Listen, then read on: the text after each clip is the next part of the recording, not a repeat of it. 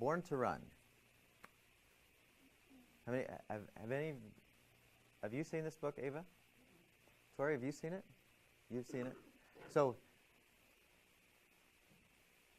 how, up until 1974, when Nike kind of decided they were the shoe company, they were going to become a shoe company, running really wasn't a big deal.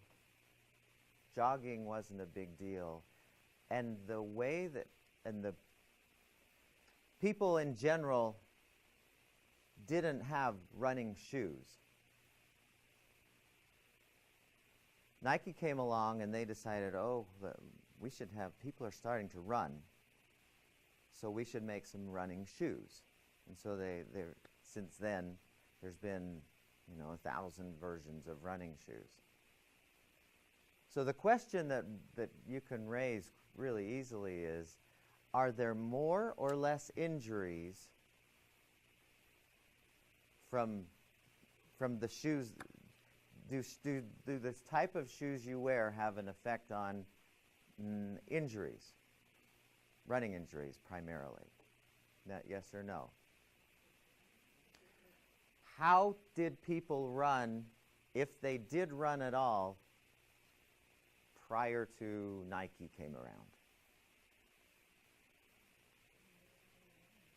Yeah, and they didn't have a lot of cushion.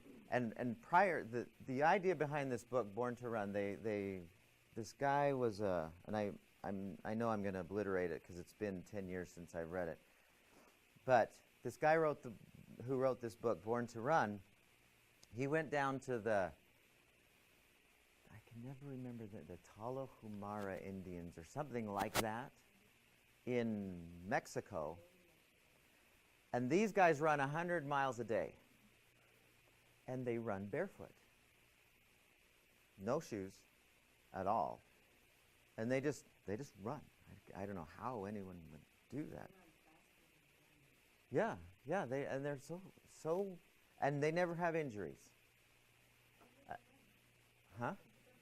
Yeah, that's what they do.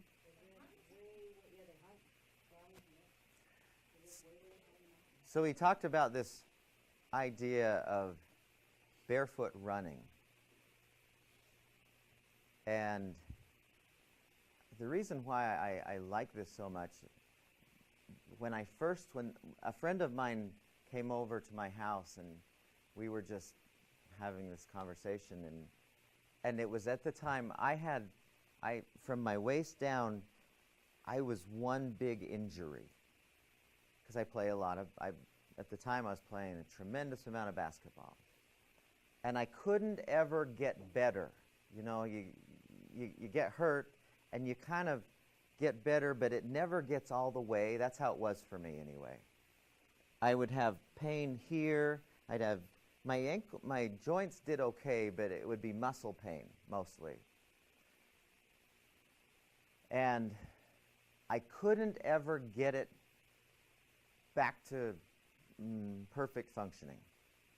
And so it was very frustrating because I love to be active. I love to be doing stuff that involves running or some version of moving. And he came over and he said, well, you need to read this book. And so I read it, or I actually listened to the audio version, and he talked about barefoot running. And he explained the science behind it is when people prior to 19th, 20th century, 21st century men, they didn't have shoes per se, except for little leather straps or something very small. They didn't have, and when people ran, the idea was the natural way to land when you run fast is to land on like if here's your foot, it's not to land on your heel. It's to land on the ball of your foot and your toes, pushing that way. You ask any sprinter, that's how they run. They don't land with their heel and then push off with their ball of their feet and toes, right? They don't run that way. When you run super fast, you guys, you're flying, your heel rarely touches the ground, correct?